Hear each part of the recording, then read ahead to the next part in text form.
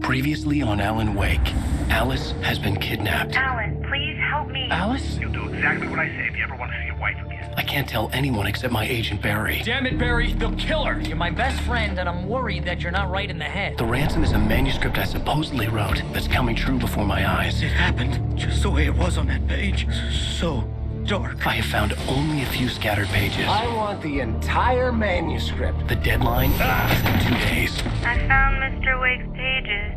Good girl.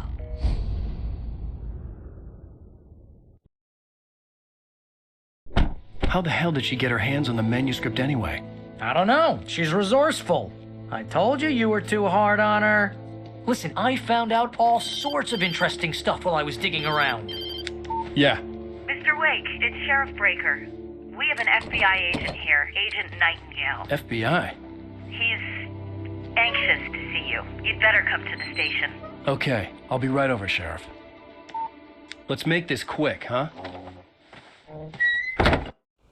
Help you folks? Name's Randolph. I'm the manager. We're looking for Rose. Works as a waitress down at the diner.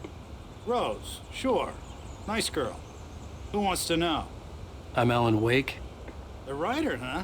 I heard on the radio you were visiting. Well, I'll show you her trailer. That Rose, she's a nice girl. Always pays her rent on time. As I was saying, Al, I found all sorts of weird stuff from the local newspaper's archives. This place is crazy. Disappearances, mysterious deaths, urban legends come true, and get this, most of this stuff takes place around Cauldron Lake. Well, you ain't wrong, mister. The Indians thought the lake was a doorway to the underworld. I'm the God-fearing type myself. I don't hold with that sort of thing. Yeah, okay. Anyway, there was an island there owned by a guy called Thomas Zane. Now, some of the articles I found about him make him out to be a famous writer, but I ran a bunch of searches, couldn't find a single thing he wrote. Zane was heavily into diving, so much so that the place came to be called Diver's Isle. But the volcano under the lake erupted in 1970, and Zane went down with the island. Yeah, how about that? It was there in the morning, as if it had fallen from the sky. But it would take a tornado to lift something like that. We're damn lucky it didn't crush any of the trailers. Come on, mister. I'll take you to Rose's trailer.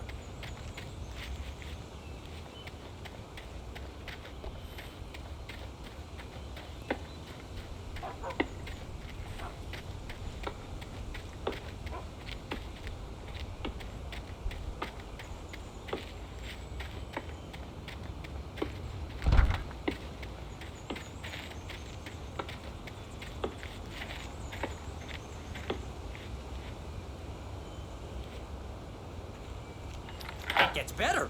A local girl, Barbara Jagger, drowned in Cauldron Lake just a week earlier. They were lovers. Sure, Jagger's a local spook store. The Scratching Hag. Comes for you in the dark. Childish stuff like that. Anyway, Al, I'm just getting to the best part. All of the articles about this stuff were written by Cynthia Weaver. I asked around, and she's that crazy bag lady you met. What, the lamp lady? She can be a little loopy, but she's not homeless. Yeah, anyway, she knew both Jagger and Zane before they both died, and she had some kind of a breakdown.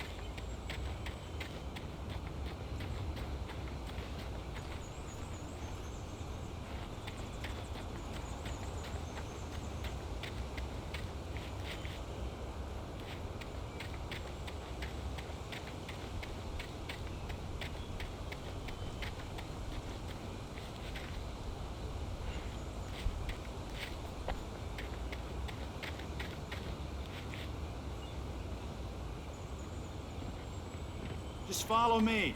It's not far.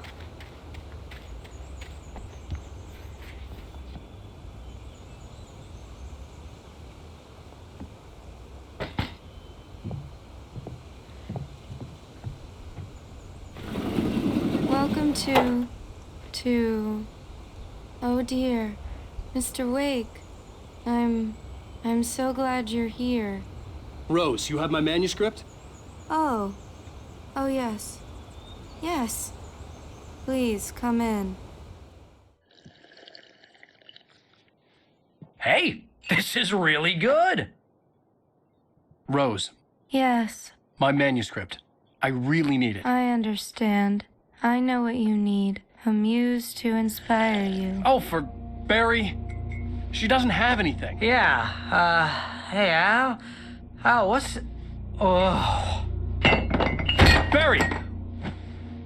What? What?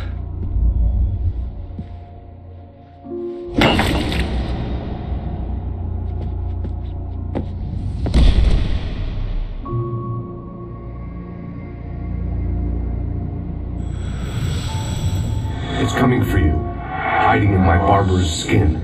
I'm too weak to stop it. You must turn the lights on. I promised I'd come visit you and your lovely wife.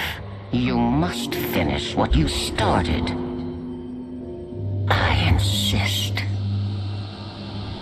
You must turn the lights on. Turn the light on. Back to work, boy.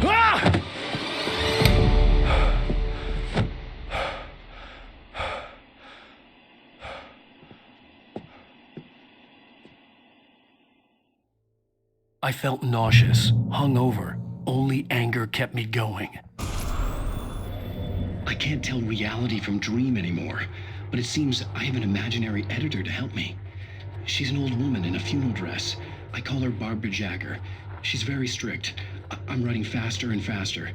My manuscript is being heavily revised. The edits are getting very aggressive, and each day there's less of me and more of her. I hate it, but I know she's right. She promises me I can save Alice this way. She knows more of this than I do. About the complex incantation I'm attempting. About this place. She's worked with another writer under similar circumstances, Thomas Zane. The genre of the story seems to be shifting. It's turning into a horror story. I'm getting close. I can feel it. Rose took a day from me. I had less than 12 hours left to meet the kidnapper. All I could do was get Barry into the car, work something out once I got on the road. My gun and flashlight were gone. I'd have to find a way to get Barry into the car as quickly as possible. There was no time to waste.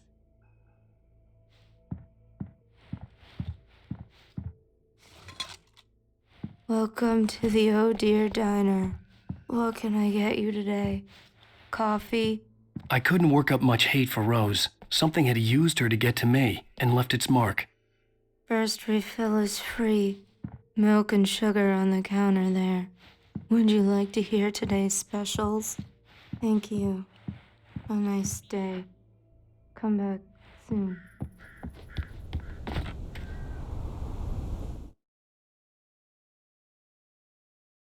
Mr. Randolph liked Rose. That little smile she had. How she was still sweet when life had tried so hard to make her bitter. It wasn't any of his business what she did in her trailer. But those strangers, the writer and his smart-ass sidekick, looked like trouble. And they'd been in there for hours, way past her normal bedtime. He reached for the phone and called the sheriff's station.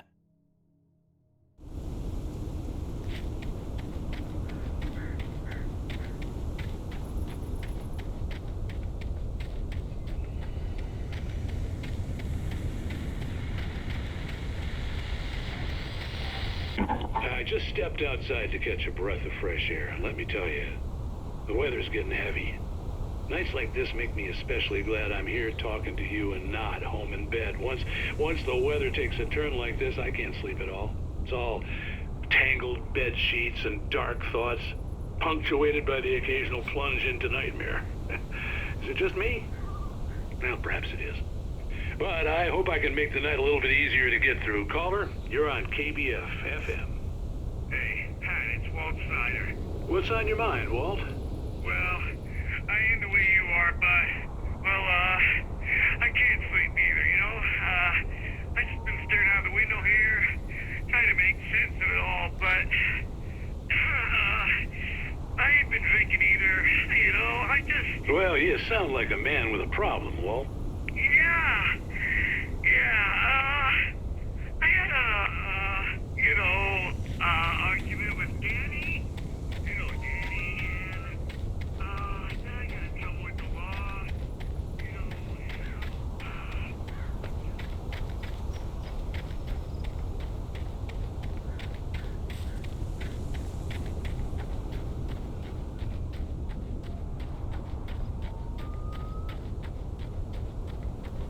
you're gonna get it now. God knows what you've done to that poor girl. This is Agent Nightingale, FBI! Get him up, Hemingway! You're under arrest! You move a muscle, I'll unload right in your goddamn face! Stay right where you are, Slane!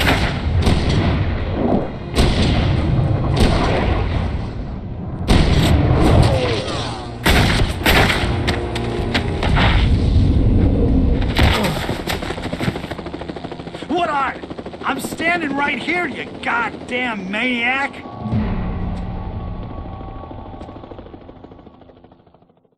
I hated to leave Barry behind, but there was no way I'd miss my appointment with the kidnapper. Give it up, Mr. Wake. Come on. Take it easy on him. Move it! Move it! Move it! I'll have your shot. Let him get away.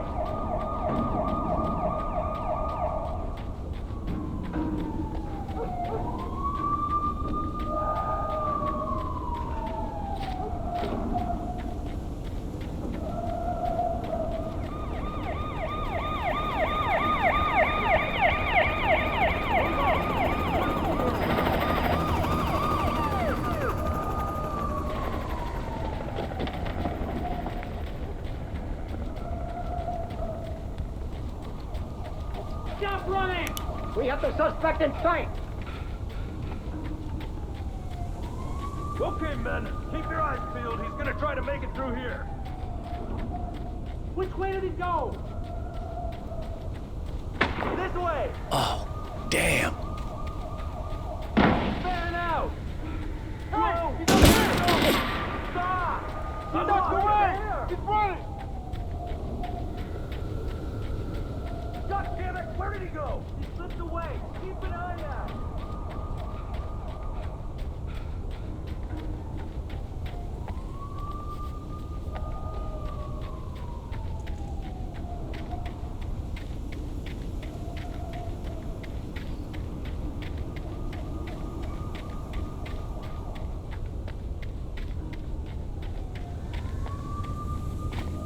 He's gone.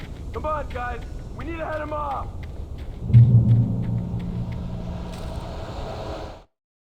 For decades, the darkness that wore Barbara Jagger's skin slept fitfully in the dark place that was its home and prison. It was hungry and in pain.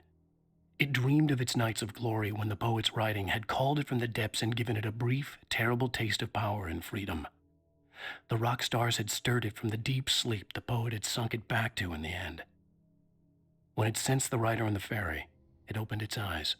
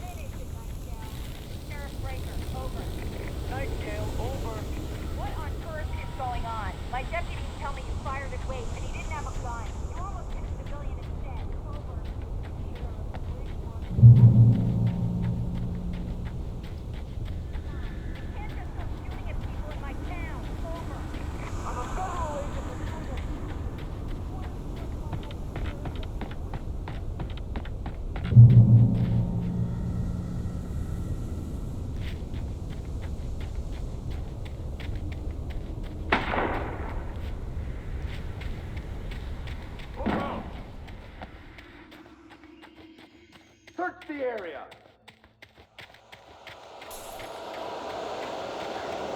Stay sharp. This way. Over here.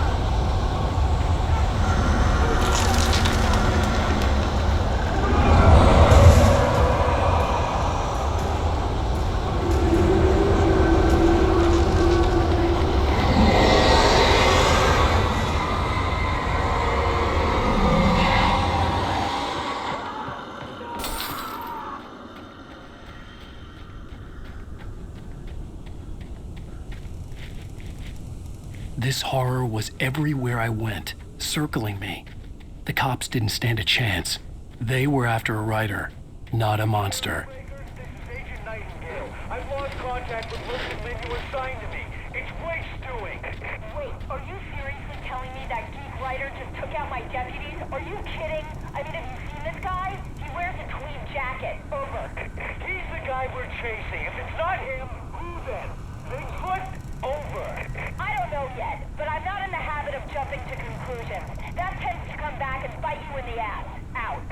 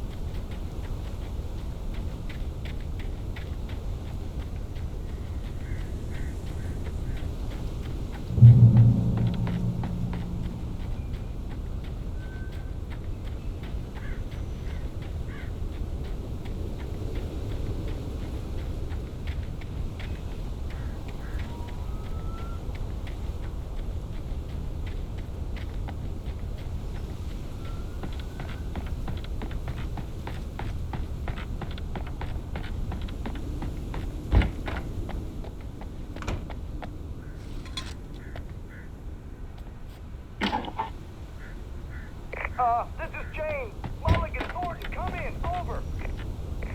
Thornton here. James, we got both Wheeler and Rose in custody. They didn't put up a fight or anything. Why, they were... Hey, Mulligan, what you... Come on. Sit down and give me that. James, Mulligan here.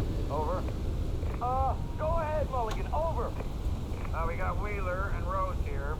Wheeler's drunk or hopped up on something. Speaking of which, that Fed had a pretty distinctive whiff of Otis Scotch about him, you know what I mean? Over. I don't have anything on that, Deputy Mulligan. Over. Well, whatever. Anyway, Rose is just being plain weird here. You better get Doc in to take a look at both. Over. Gotcha. You better get them here quickly. The Fed's gonna want to interview Wheeler. I could see the lights of the radio station in the distance. Looks like they have a lot in common. Mulligan out.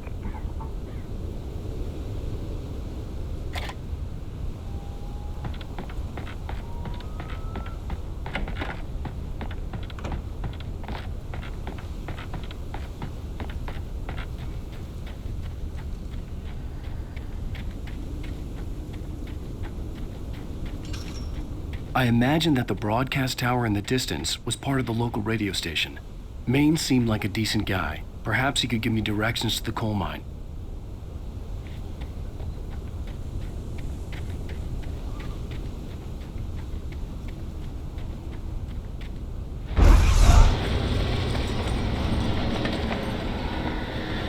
Unnatural shadows clung to the gate.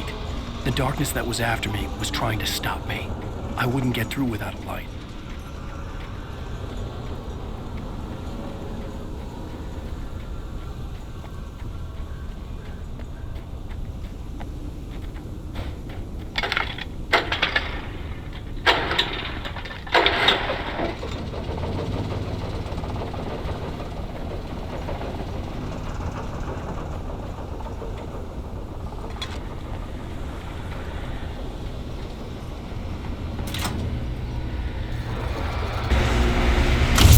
Generator conked out. I'd have to see if I could fix it and try again.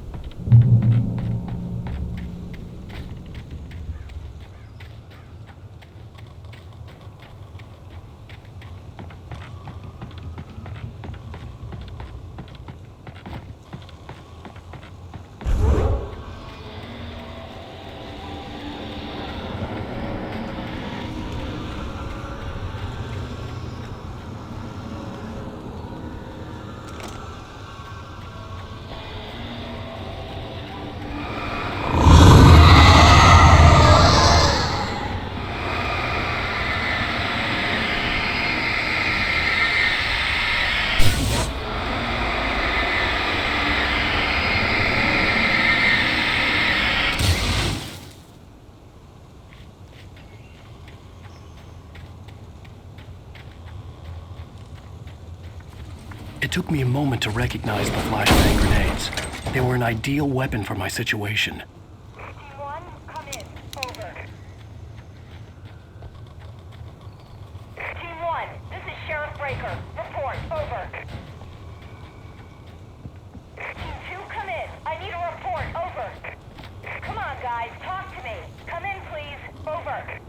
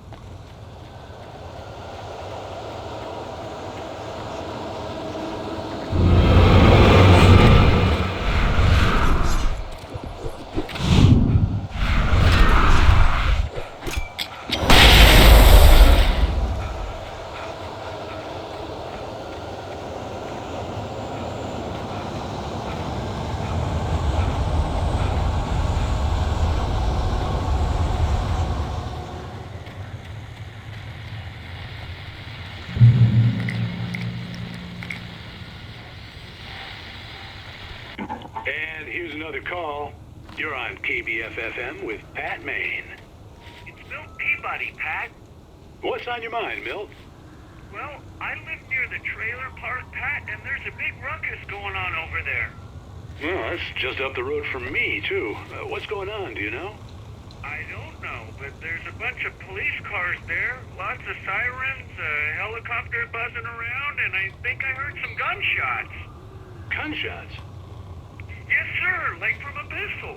So can you find out what's going on? Because it's just next door and they're popping off guns there. They're still shooting? No, it was maybe 10, 15 minutes ago. It sounds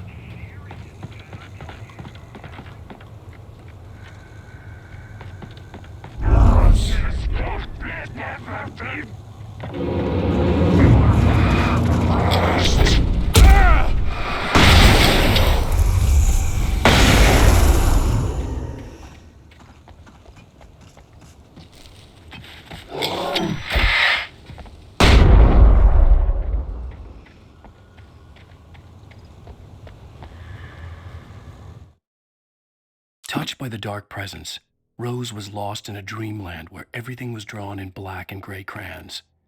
The old lady had promised her that all her wishes would come true. She would be Alan Wake's muse. She was smiling so hard it hurt her face. She crushed a bottle full of sleeping pills into the coffee. Deep down inside, she was screaming in terror.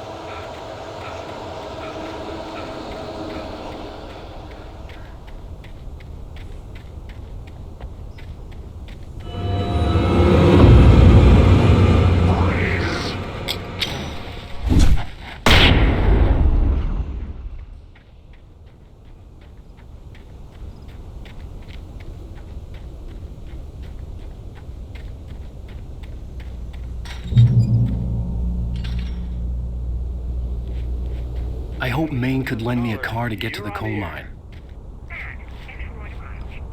Oh, why, hello, Lorna. What do you have for us?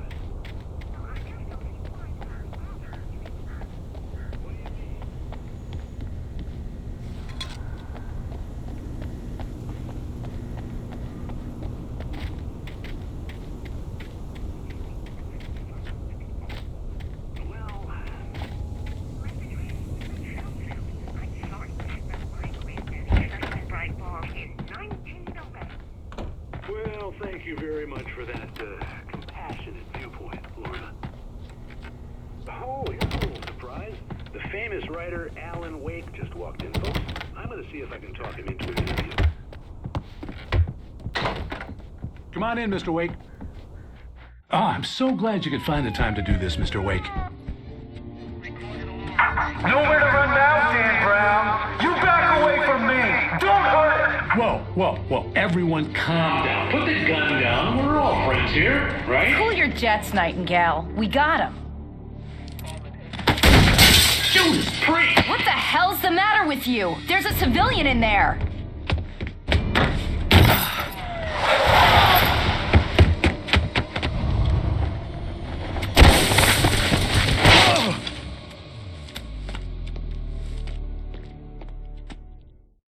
I'll get you yet, even if it kills me. You hear me? You hear me, H.P. Lovecraft? I had fallen off so many cliffs it was ridiculous. That's what you get for naming a book The Sudden Stop. It was probably good I hadn't had the chance to tell Maine where I was going.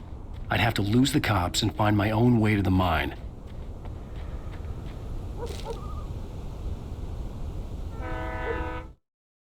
Nightingale stared through the broken studio window into the dark woods.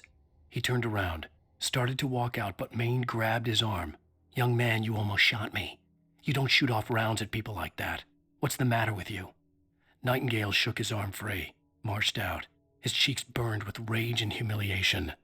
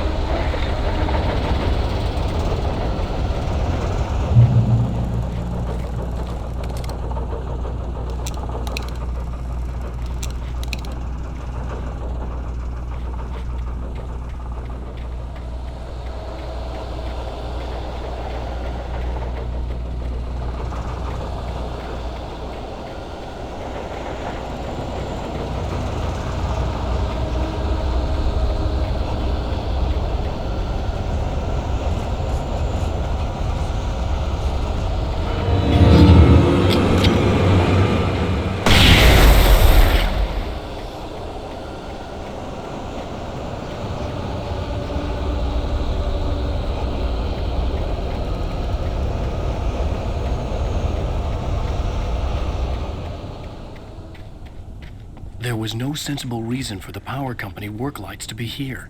It was almost as if they'd been left for someone like me to use.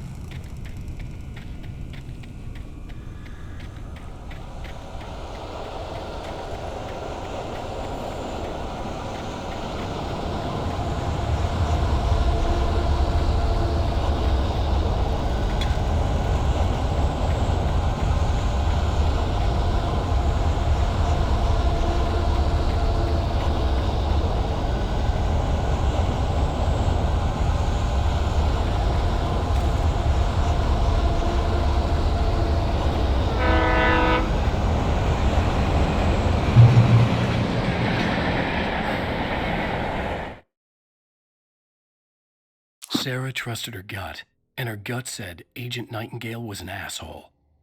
He felt wrong, and it wasn't just the smell of stale booze. It was in the way he flashed his badge, pulled rank, the look in his eyes when he wanted answers. Where was Alan Wake? What was this about an accident? Where was his wife? And most importantly, why did she let Wake go? He wouldn't answer her questions. Federal business was all he'd say.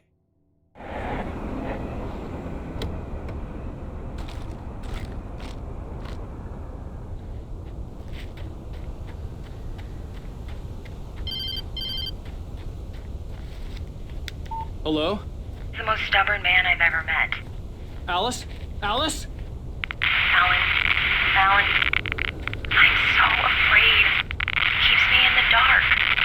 Please help me. I look at you, Alan, and it's not you. Something else. Looking out from behind your eyes. Alice, I'm here. I'm so alone here. It's all gonna go to hell. You need to be careful.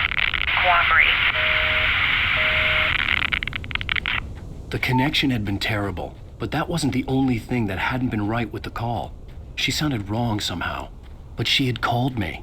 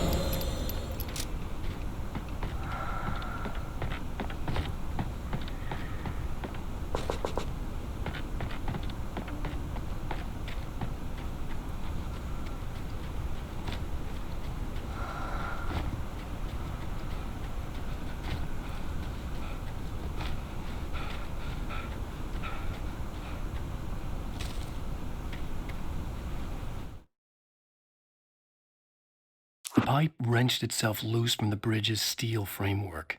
Wrapped in darkness, it floated in midair, twitching. For a moment, I didn't understand what I was looking at.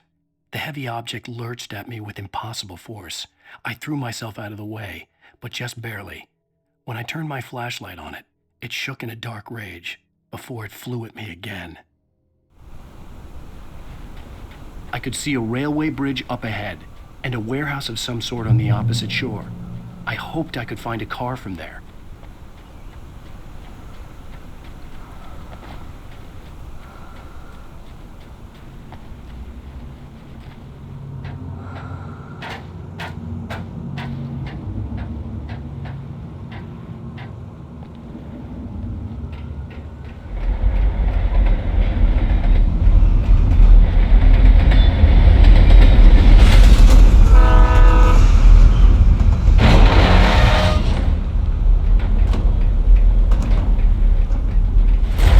That was pursuing me was growing stronger, and it was taking over everything in its path.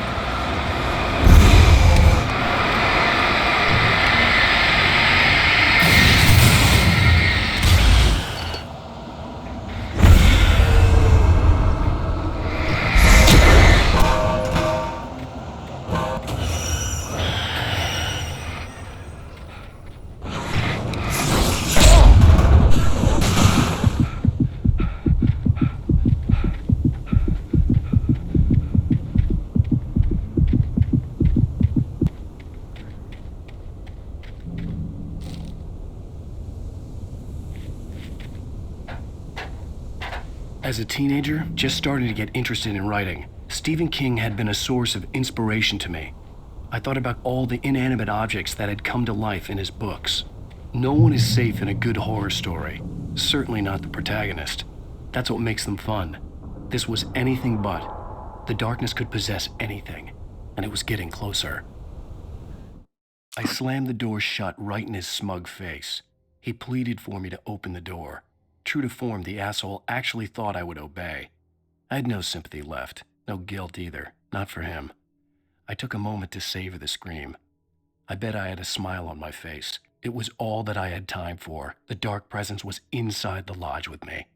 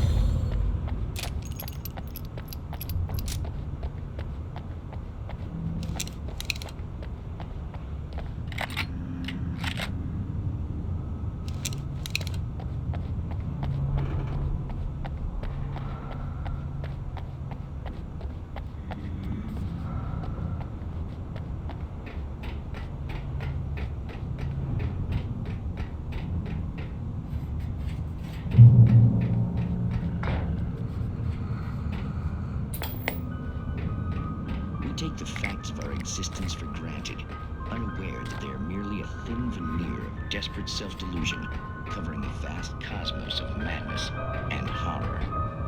All too often, the stars are right. In Night Springs.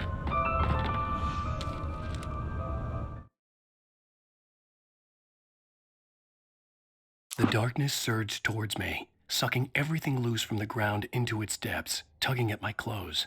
I saw the flare the kidnapper had dropped and threw myself towards it just as I felt my feet leave the ground.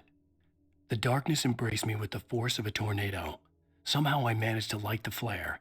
The darkness roared and cast me away. I fell toward the dark waters of the lake far below. Tonight's episode, a family occasion.